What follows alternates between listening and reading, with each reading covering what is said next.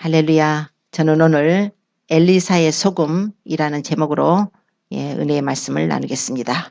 엘리사라는 이 선지자는 당시 북왕국 이스라엘의 선지자입니다. 이 엘리사는 그 당시에 이스라엘에 가장 또 악한 왕이 있었죠. 아하방. 이 아하방이 죽고 난 후에 아하방의 아들 때에 여호람 때부터 사역을 시작을 하고요. 그 다음에 예후를 통해서 이제 그 아하방의 왕조가 무너지게 됩니다. 그래서 예후, 그 다음에 예후의 왕조에서 요아스 왕 때에 활동했던 이 선지자입니다. 엘리사가 이스라엘의 선지자로 부름받기 전에 엘리야라는 선지자가 북이스라엘에서 이제 활동을 했습니다. 이 엘리야라는 선지자는 당시에 북이스라엘의 아하방이 얼마나 우상 숭배를 했어요. 그 부인은 유명한 여자 이세벨, 시돈왕 엣바알의 딸 그 이세벨이 부인이 돼가지고 아주 굉장히 우상 숭배를 했을 때에 엘리야가 그 나라에 비가 오지 않기를 이제 기도를 했습니다. 그래서 하나님이 그 기도를 들으셔서 3년 반 동안 가뭄이 들게 됐죠. 그래서 아합이 그렇게 엘리야를 잡아 죽이려고 했지만 하나님이 이제 감추셨다가 나중에 때가 돼서 하나님께서 엘리야에게 이제 아합을 만나라 해가지고 거기서 우상 숭배자들, 그러니까 바알 선지자 450명, 아세라 선지자 400명 다 모아가지고 이 갈멜산으로 오라. 거기에서 불로 역사하시는 하나님이 진짜 하나님이니까 거기서 대결을 하자. 이래가지고 갈멜산에서 자기의 신에게 하늘에서 불이 내려줄 것을 구했을 때 그들은 악령인데 할 수가 있나요? 하나님께서 엘리야의 기도를 들으시고 하늘에서 불이 내려와서 제단에 있는 모든 재물과 또랑의 물까지 싹 핥아버리고 그제서야 이스라엘 백성들이 여호와가 하나님이다. 여호와가 하나님이다. 이래가지고 이스라엘 백성들이 돌아오게 되고 또한 그때 바알 선지자들 다 잡아다가 기손강에서 이제 죽이게 됩니다. 그러고 난 후에 아합이 이제 이세벨한테 가가지고 엘리야라는 선지자가 오늘 여차저차해서 당신 선지자 다 죽었어. 이렇게 하니까 이세벨이 화가 나가지고 사람을 보내가지고 너 내일 이맘때 너도 그 사람들하고 같이 될 거야. 죽이겠다는 거예요. 그 소리를 듣고서 엘리야가 도망을 갑니다. 어디로 가냐면 하나님의 산 호렙으로 하나님께로 가는 거예요. 그래서 엘리야가 이제 하나님의 산 호렙으로 이제 가게 될 때에 광야에 들어가서 너무나 고통스러워서 하나님께 차라리 내 생명을 취해 주십시오.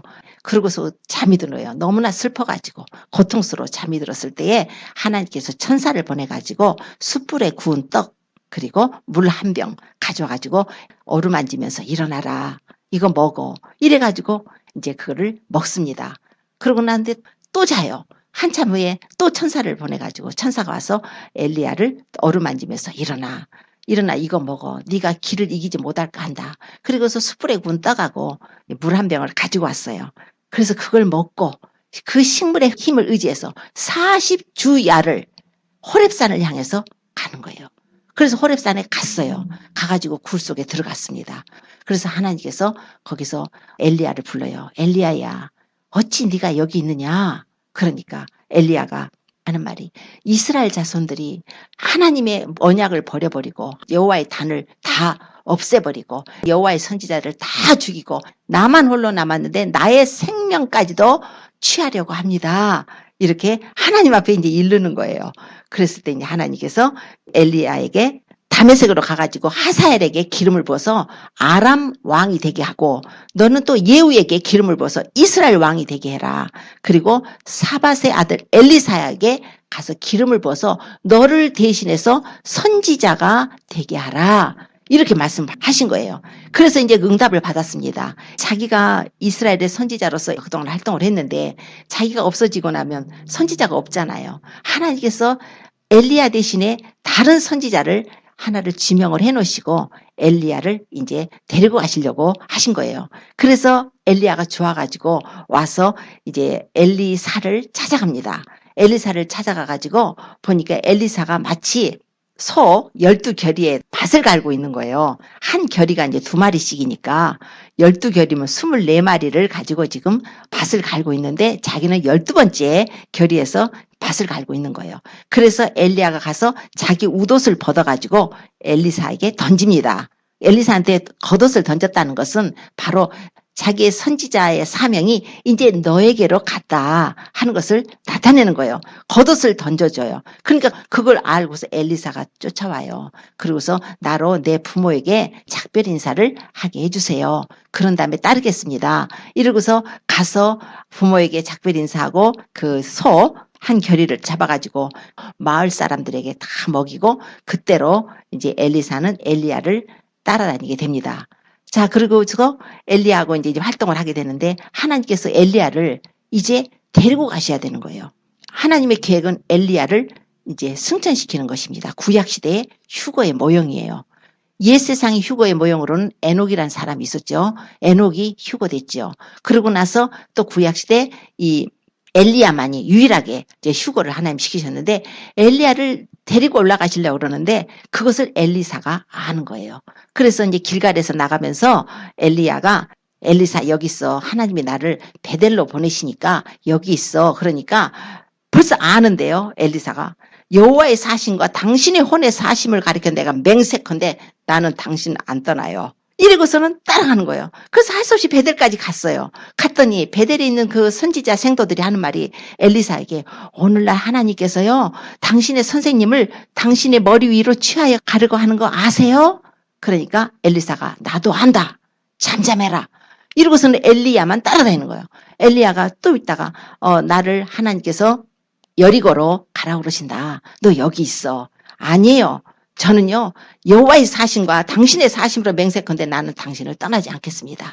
이러고서 또 따라가는 거예요. 그러니까 엘리야는 지금 자기가 올라가야 되는데 엘리사가 그냥 계속 붙어 있는 거예요.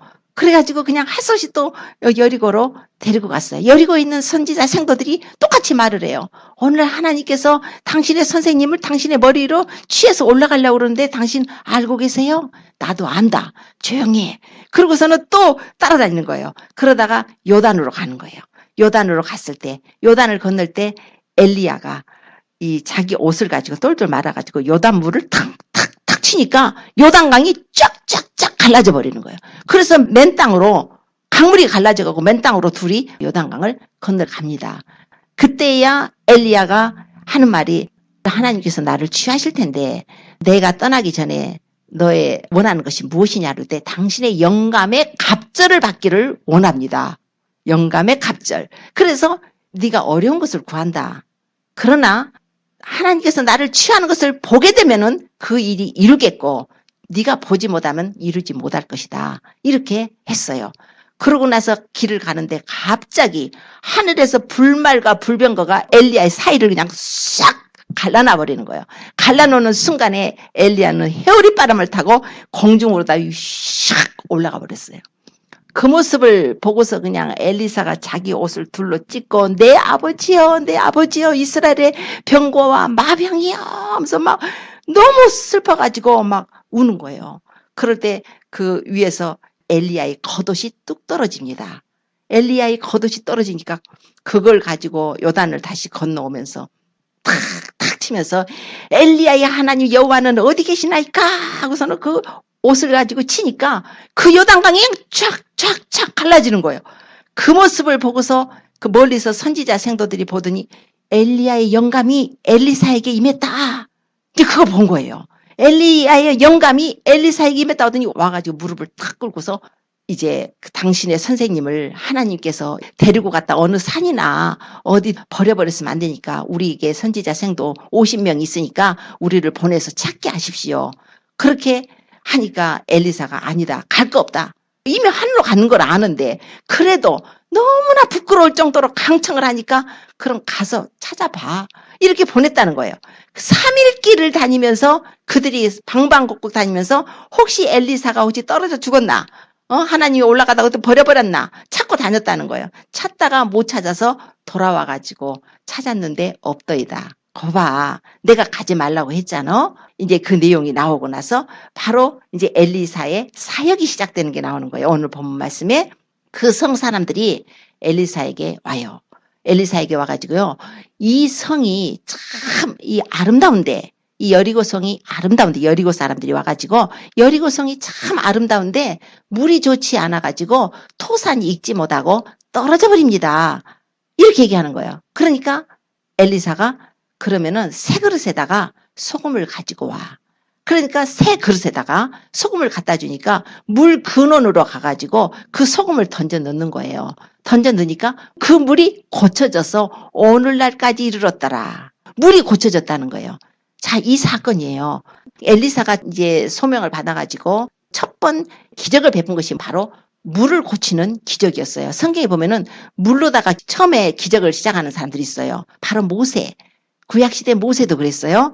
모세는 애굽왕 그 바로한테 가가지고 내 백성을 가게 하라 그랬을 때 못 가게 했잖아요. 그랬더니 하나님께서 그 애굽 강에 그 나일강 강물과 하수 물을 피로 변하게 하는 이적을 행하게 하셨어요. 물을 피로 변하게 하는. 그게 바로 뭐였는가? 그게 바로 심판의 기적이었어요. 내 백성을 가게 해라. 그래서 그 백성을 출애굽하게 할 때 가장 먼저 첫 번째로 기적을 행하게 한 것이 물의 기적이었잖아요. 물이 피로 변하는 기적이었습니다. 내 백성을 가게 하라니까 아니 못 가게 하니까 물로다가 피로 변하게 해가지고 했는데 그게 바로 심판의 기적이죠. 내 백성을 가게 하려는 하나님께서 이스라엘 백성들을 출애굽시켰다는 모형은 또한 영적인 의미로 마귀가 이 세상 임금인데 그 이 세상 임금인 마귀 그리고 이 세상 다스리는 애굽왕 바로와 같은 그런 데서 우리가 예수님을 믿음으로 출애굽하는 과정이라는 뜻도 있습니다. 그리고 또 하나의 뜻은 이제 실제적으로 마지막 때에 우리가 정말 이 세상을 떠날 것입니다. 우리 예수님을 믿는 자들은 하나님께서 하나님의 나라로 데리고 가세요. 이것이 바로 출애굽이에요. 예수님이 변화산 사건에서 보여주셨던 것처럼 별세하실 것을 의논하실 때처럼 그 공중에서 모세하고 엘리야가 만나고 베드로, 야고보, 요한 데리고 가가지고 신약성도 구약성도 대표들 가서 만난 것처럼 이제 모든 신약성도 구약성도 예수님 안에서 구원받은 모든 자들이 이제 공중에서 만나게 될 것입니다. 그러니까 마지막 때에 이런 심판이 일어나게 될 때에 이런 피해 재앙이 있을 것이라는 그러니까 출애굽하게 될 때 이런 피해 재앙이 있을 거라는 심판의 재앙이라는 하나의 예표적인 사건이었어요. 그래서 계시록에 가서 보면요. 계시록 8장에 이렇게 하나님께서 이 세상을 이제 심판하실 때 일곱인 심판과 일곱 나팔, 일곱 대접 이 심판이 나오는데 일곱 나팔 때에 두 번째 천사가 나팔을 부니까 하늘에서 큰 불붙는 산 같은 것이 떨어져요. 바다에. 그래가지고 바다의 3분의 1이 피가 되었더라 그래요. 바다의 3분의 1이 피가 돼가지고 바다 생물의 3분의 1이 죽었다는 것입니다. 그런 내용이 기록돼 있고 또 요한계시록 16장에 가서 보면은 대접재앙이 나오는데 그 대접재앙에서 두 번째 천사하고 세 번째 천사가 대접을 쏟을 때에 바다가 죽은 자의 피같이 돼버렸대요. 다 죽어버려요. 그런데다가 강과 모든 그 근원 이런데 물의 근원에 피가 돼버리는 그런 재앙이 오게 된다는 거예요. 그러니까 꼭 모세 때에 애굽 땅에 심판했을 때 물로 피로 변하는 그런 이적, 그 심판의 이적이죠. 이것이 뭐였냐면 바로 종말 때에 예수님이 이 세상 재림하실 때에 이 세상에 7년 환난 기간에 일어날 일에 대한 하나의 예표적인 사건이었던 거예요. 그러니까 물의 기적을 보이실 때는 또 하나님의 뜻이 그 영적인 뜻이 있습니다. 또 보면은 예수님 때 예수님이 이제 사역을 시작하실 때 요한복음 보면은 요한복음에 가장 먼저 예수님이 표적을 행하신 것이 어디냐면은 갈릴리 가나에 가서 물을 가지고 포도주를 만드시죠. 그 내용이 나와요. 물을 가지고 포도주를 만들었어요. 예수님께서는 물로다 포도주를. 그러니까 예수님이 하신 그 사역은 예수님은 심판이 아니죠. 예수님은 구원 사역입니다. 예수님께서는 심판하러 오신 것보다 첫 번 초림하셨을 때 구원하러 오셨어요. 예수님은 그 물을 포도주로 변하게 하는 것은 바로 예수님의 보혈을 의미해요. 예수님의 보혈로 말미암아서 우리 죄인들이 구원을 받고 이제 우리 주님이 오실 때에 우리가 어린 양의 혼인잔치에서 정말 새 포도주로 마시게 되는 결혼식의 모형이었어요.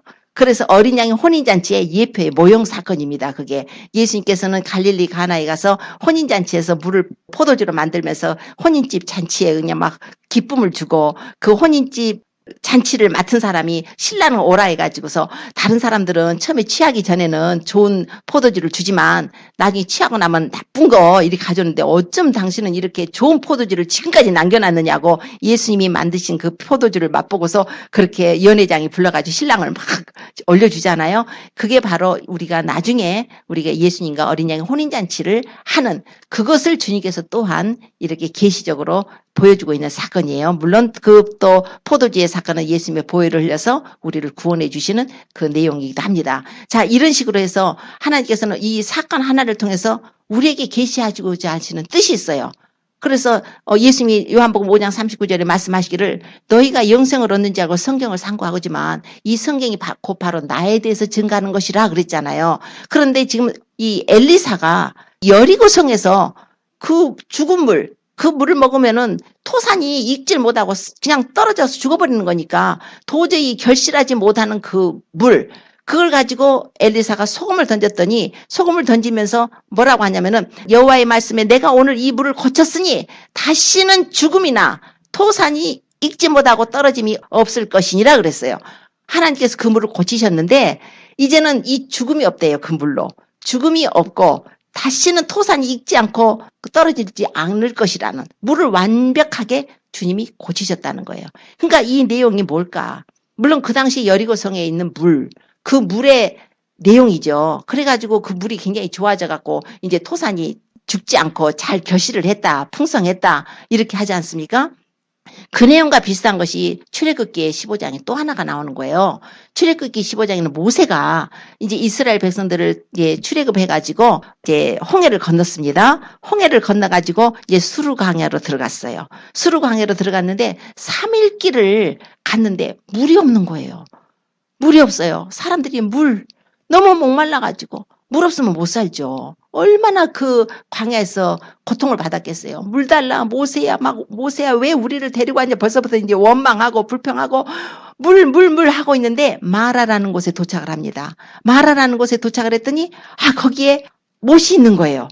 그래서 야 이거 물 있구나 좋아가지고 사람들이 들어가서 첨벙첨벙 들어가서 그냥 그 많은 사람들이 물을 마셨지만 마시고 나서 그 물 때문에 사람들이 죽고 병들고 고통을 받는 거예요. 얼마나 물이 쓰든지. 그래서 쓰다 해서 마라라는 뜻이라는 거예요. 그 물을. 그러니까 또 그냥 그 물 먹고서 죽게 됐으니까 또 모세를 원망하고 물 없다고 원망하고 마라의 물이 쓰다고 원망하고 할 때 너무나 괴로워서 모세가 부르짖을 때 하나님께서 그 목가에 나무가 하나 서 있는데 그 나무를 갖다가 물에다 집어 던져 넣으라고 그랬어요. 그래서 모세가 그 나무를 갖다가 그 물에다 던졌더니 그 물이 달아졌대요.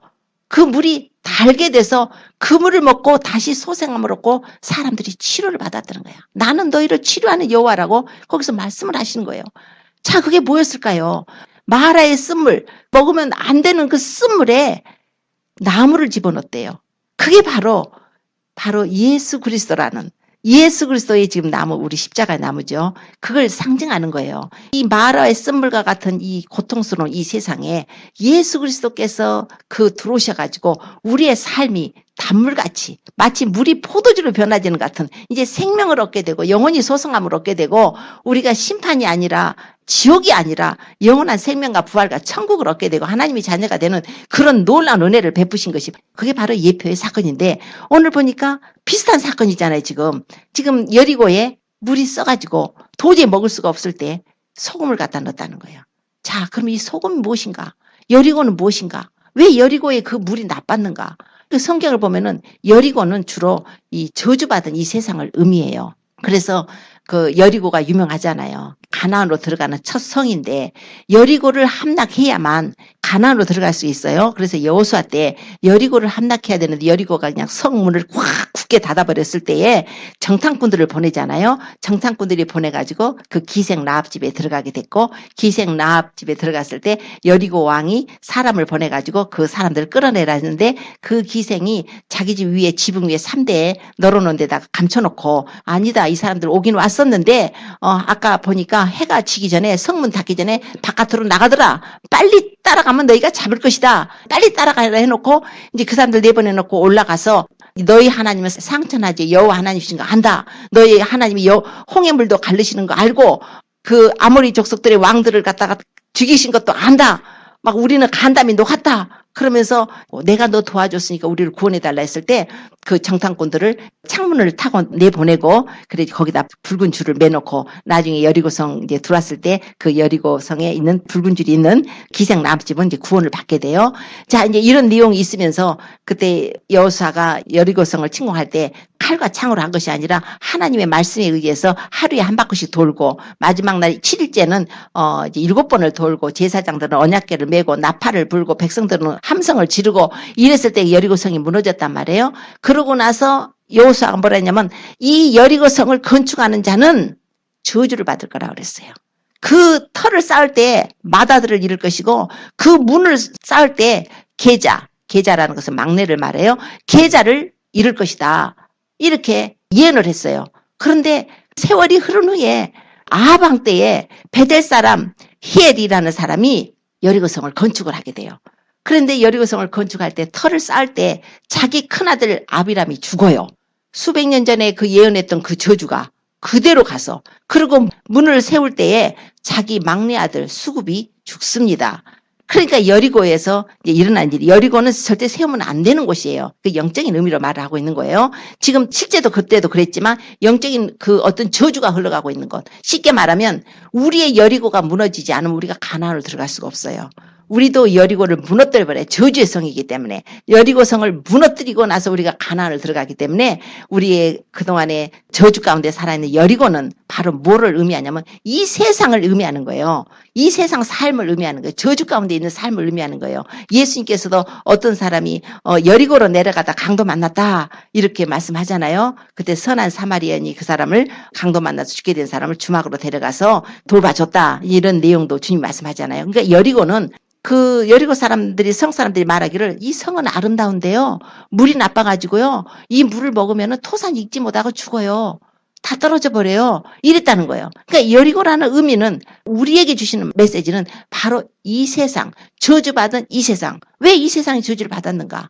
아담과 하와가 범죄하고 난 후에 하나님께서 뭐라고 그랬어요? 네가 네 아내의 말을 듣고 내가 먹지 말라는 이 선악을 알게 하는 나무 실과를 먹었은즉 땅은 너를 인하여 저주를 받고 그러셨어요.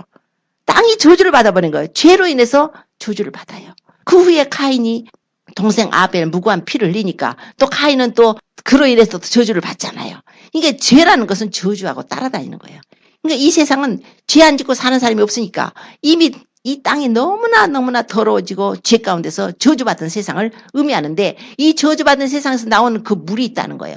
물이 있는데 그 물을 먹는 자마다 저주의 물이니까 절대 이것이 열매를 맺고 살질 못하고 토산이 익지 못하고 죽는다는 거예요. 식물뿐 아니라 영적으로 보면 사람도 모든 삶에 우리가 저주가 끼인다는 거예요.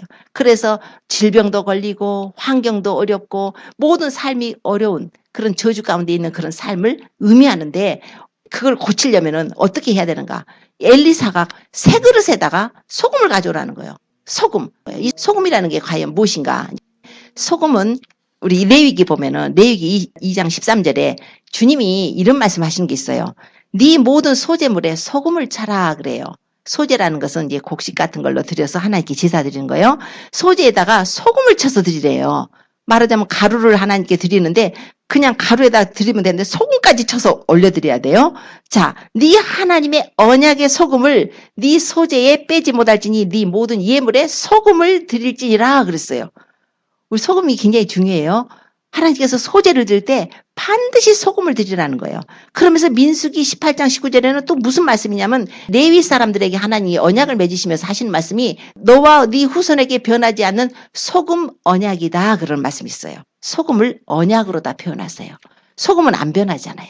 소금이 들어가면은 부패한 걸 막아주고 엘리사가 소금을 가져오라 해서 소금을 넣었다는 이 소금이 바로 의미가 뭐였냐면 언약의 소금이었어요. 즉 하나님의 말씀이었다는 거예요. 하나님의 언약의 말씀이었다는 거예요. 하나님의 언약의 말씀. 요한복음 1장 14절에는 말씀이 육신이 돼서 우리 가운데 거하시며 우리가 그의 영광을 보니 아버지의 독생자의 영광이요 은혜와 진리가 충만하더라. 예수 그리스도. 바로 예수님을 상징했던 거예요. 그 영원한 불변하신 언약의 소금이 바로 예수 그리스도를 예표 상징했다는 것입니다.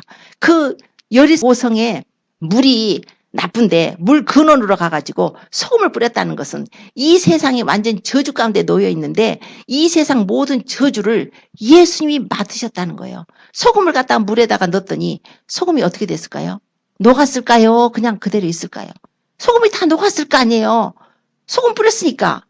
자, 예수님이 십자가에서 고난을 받으면서 당신의 것을 다 우리를 위해서 물과 피를 쏟으셨어요. 그래서 시편 22편에 무슨 말씀이냐면 나는 물같이 쏟아졌으며 내 모든 뼈는 어그러졌으며 내 마음은 촛밀 같아서 내 속에서 녹았으며 내 힘이 말라 질그릇 쪼가 같고 내 혀가 이틀에 붙었나이다.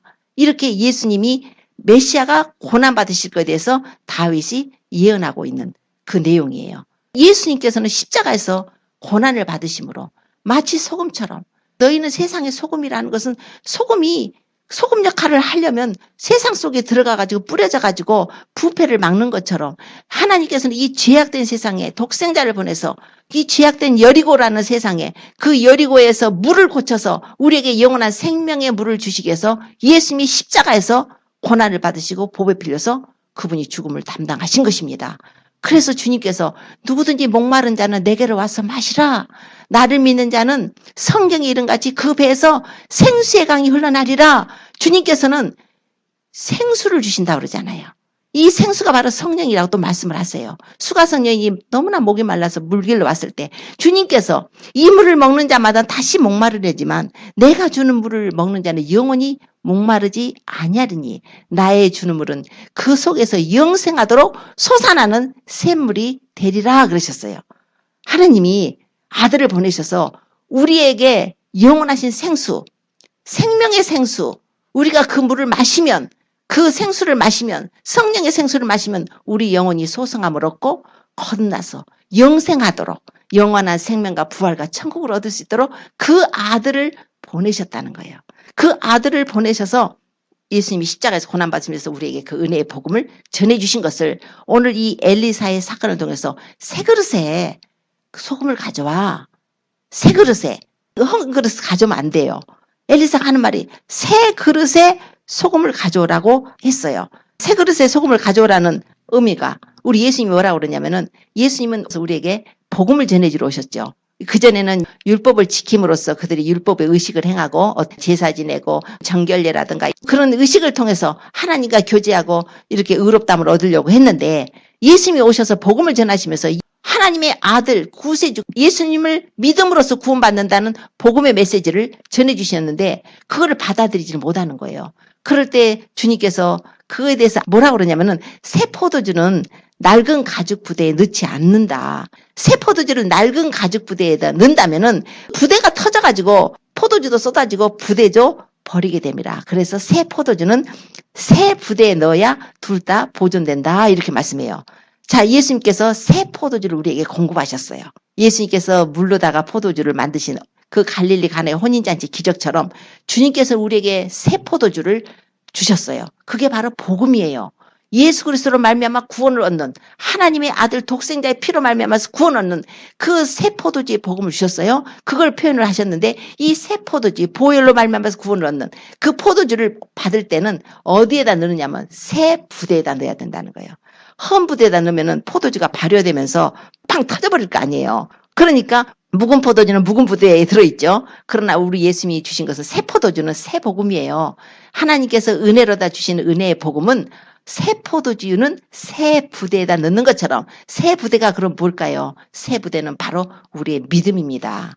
우리는 믿음으로 예수 그리스도의 은혜의 복음을 믿음으로 받아들이는 걸 말씀해요. 율법으로다가 복음하고 매치를 시킬 수가 없는 것이 율법주의와 매치를 시킬 수가 없는 것이 오직 예수 그리스도를 믿음으로 말미암아서 우리가 구원을 받는 것, 은혜의 복음을 주셨기 때문에 우리의 행위로 의로움을 얻는 것이 아니라 우리 행위로서 어떤 의롭다함을 얻으려고 하는 것이 아니라 오직 그분을 믿음으로 그분의 의로움이 우리에게 입혀져서 우리가 의롭다함을 얻게 되는 것입니다. 그러고 나서 우리는 이제 삶 속에서 그분의 자녀답게 우리 자신을 날마다 이제 성결하게 하나님의 말씀을 순종하고 예수님을 사랑하고 믿고 신뢰하고 그분을 따르면서 우리가 살게 되는 것이에요. 그래서 하나님을 사랑하고 이웃을 사랑하는 그렇게 살아갈 수 있도록 성령이 들어오셔서 하나님의 영이 들어오셔서 성령의 능력으로 우리에게 부어주시고 계시는 것입니다. 그래서 우리가 성령을 좇아 행하라. 성령을 좇아 행하라고 계속 성경이 말씀한 것이 육신을 따라 살면 사망이고 육신의 일은 하나님을 기쁘시게 할 수도 없거니와 우리는 성령을 좇아 살아야만 된다는 거예요. 성령으로 좇아 산다는 것은 바로 예수 그리스도를 믿음으로 새 포도주를 새 부대에다 넣는 거예요. 엘리사가 소금을 새 그릇에 가져와라 하는 내용이 바로 뭐였냐면 새 포도주는 새 부대에 넣는 것과 동일한 뜻이에요. 그러니까 새 그릇에다가 소금을 가져오라. 예수 그리스도의 복음은 우리가 아무 공로 없이 오직 예수님의 공로인데 그분을 믿음으로 은혜로 말미암아서 우리가 구원을 받게 되는 그 놀라운 복음을 벌써 구약시대에 엘리사를 통해서 보여주고 계시는 것입니다. 하나님께서는 그런 사건 하나하나를 통해서도 바로 독생자 예수님을 통해서 우리가 구원받는 이것이 얼마나 은혜인지, 어떻게 그 물 근원에 가서 소금을 넣는다고 그렇게 물이 좋아지겠어요? 죽었던 물이 살아나겠어요? 오직 하나님만이 하실 수 있는 능력입니다. 우리 인간들의 더러운 죄를 어떤 방법으로 우리가 죄사함을 받겠어요? 하나님께서는 하나님의 은혜로, 하나님의 지혜로, 하나님께서 우리에게 베푸시는 긍휼과 자비하심으로 하나님의 아들을 이 세상에 보내가지고 십자가에서 처절하게 죽게 하시고 그분의 그 피의 공로를 입어서 죄사함을 얻고 구원받아서 하나님의 자녀가 되고 천국 백성이 되고 하늘나라의 생명록에 우리 이름이 기록되게 하셔서 우리가 하나님의 자녀로 살다가 이제 주님이 오시면 우리를 전부 주의 나라로 데려가게 하신다는 것입니다. 주님께서 제자들에게 말씀하시기를 너희는 마음에 근심하지 말라. 하나님을 믿으니 또 나를 믿으라. 내 아버지 집에 거할 것이 많도다.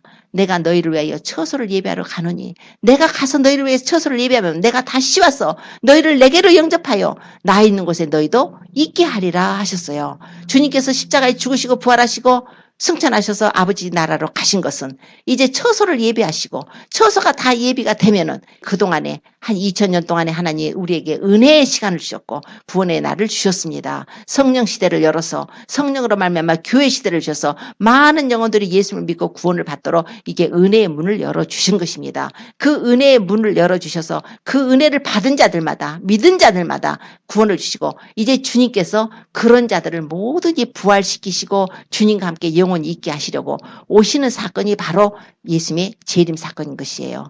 예수님은 재림을 하십니다. 이제 그리고 우리가 지금 살고 있는 이 현 시점이 여러분들이 깨달으십시오. 끝자락 중에 끝자락입니다. 마지막 때 중에 마지막이에요. 우리가 이 시대의 징조를 보고서도 이 지금 세상이 어떻게 돌아가는 걸 보고서도 우리가 좀 깨달으십시오. 20, 30년 전에 믿었던 그 신앙 안에 그냥 머물러 있지 마시고 때가 너무나 가깝습니다. 이제 자신을 돌아봐야 될 때가 됐어요. 어떻게 제가 고면을 할까요? 어떻게 정말 때가 가깝다는 것을 알려드릴까요? 정말 너무나 안타까운데 각자 좀 깨달으시기 바랍니다. 이렇게 세상의 죄악이 관영하고 어떻게 손을 대볼 수 없을 정도로 죄가 너무나 심해요. 너무나 무서운 세상입니다. 또 주님이 오실 때 믿는 자를 보겠느냐 하신 것처럼 많은 사람들이 잘못된 신앙을 가지고 종교 통합을 하고 종교 다원이라 해가지고 예수님을 배반하고 있지 않습니까? 지금 그럴 때 오직 예수님만이 길이고 진리의 생명이라고 붙잡는 분들은 참 복된 자들입니다. 어떤 경우라도 우상 숭배하지 말고 캐톨릭하고 합치려고 하고 있는 그런 어리석은 생각들을 하고 있어요. 우리는 오직 예수님이 한 분입니다. 예수님이 구원자세요. 하나님은 한 분이시고 하나님과 사람 사이의 중보자도 한 분이신데 그 사람이신 그리스도 예수라 그러셨어요. 예수님만이 우리의 중보자가 되시고 예수님만이 우리를 구원하실 수 있는 구원자가 되십니다. 그러므로 우리가 그 신앙을 꼭 잡으시고 또 이 마지막 때에 되어가는 모든 죄악된 것뿐이 아니라 이런 모든 세상 시스템이 이제 계시록에서 나오는 모든 것들이 계시록에서 마지막 때에 이루어져야 될 모든 그런 일들이 이제 우리 현실에 다가왔고 또 지금 얼마나 많은 재앙들이 얼마나 많아요. 기근 얼마나 있습니까? 재앙들 이루 말할 수 없는 무서운 일들이 지금 세상에 일어나고 있어요. 하나님께서는 우리에게 이런 여러 가지 환경이나 사회적으로도 타락하고 종교적으로 배도하고 이런 모든 속에서도 주님이 가까운 것을 보여주고 계십니다. 우리가 해야 될 것은 주님이 오실 것이 굉장히 가깝기 때문에 깨어 있어서 기도하라고 그랬어요. 이 세상은 주님이 오시고 나면 환란에 들어갑니다. 하나님께서는 그의 신부들을 그 안에 데리고 가실 것입니다. 신부가 돼가지고 주님이 오셨을 때 신부 단장 해가지고 주님하고 만나가지고 어린 양의 혼인잔치 참여해야지요. 해야 되지 않습니까? 안 하고 싶으세요? 해야지요. 그냥 막연하게가 아니에요. 분명하게 주님 오십니다. 주님 오세요. 우리가 마지막 때를 많이 안다고 그것이 나를 주님께로 인도할 거라고 생각하지 마세요. 그건 알아야 돼요. 첫째. 알고 이런 지식을 가져야 자신을 돌아보게 됩니다. 이제는 하나님과 예수님과의 관계, 사랑의 관계를 다시 회복하셔야 돼요. 회개해야 됩니다. 이제 회개하고 우리가 어디 떠나려면은 떠날 준비하는 것처럼 이제 주님 오시면 이 세상을 떠날 사람처럼 우리가 그렇게 생각하고 영혼들을 불쌍하게 여겨줘야 돼요. 그래서 그들 위해서 기도해주고 알려주고 전도해주고 그리고 우리 자신이 이제 죄에 떨어지지 않도록 우리가 말씀과 기도로 더 주님과 교제를 하시기 바랍니다. 그래서 기도 시간도 더 늘리세요. 말씀 읽는 시간도 더 하세요. 주님하고 말씀으로 교제하고 기도로 교제하고 또 사랑도 행하고 다른 사람들 용서해야 됩니다. 중보해야 됩니다. 기도해야 됩니다. 내 주변 자녀들 뭐 형제 친척도 있지만 또 우리 사회 국가까지 정말 다들 해줘야 돼요. 우리 각자 이 마지막 때에 우리가 사명받았다 생각하고 그런 자세를 가지고 주님 오실 때 나팔소리 날 때 내 영혼이 깨어가지고 꼭 주님의 음성을 들을 수 있도록 날마다 우리 자신을 정비하시기를 바랍니다. 우리 자신이 준비될 수 있도록. 그래서 그날에 어린 양의 혼인잔치에 모두 들어가는 저 모든 성도님 되시기를 예수님 축원합니다. 기도드리겠습니다.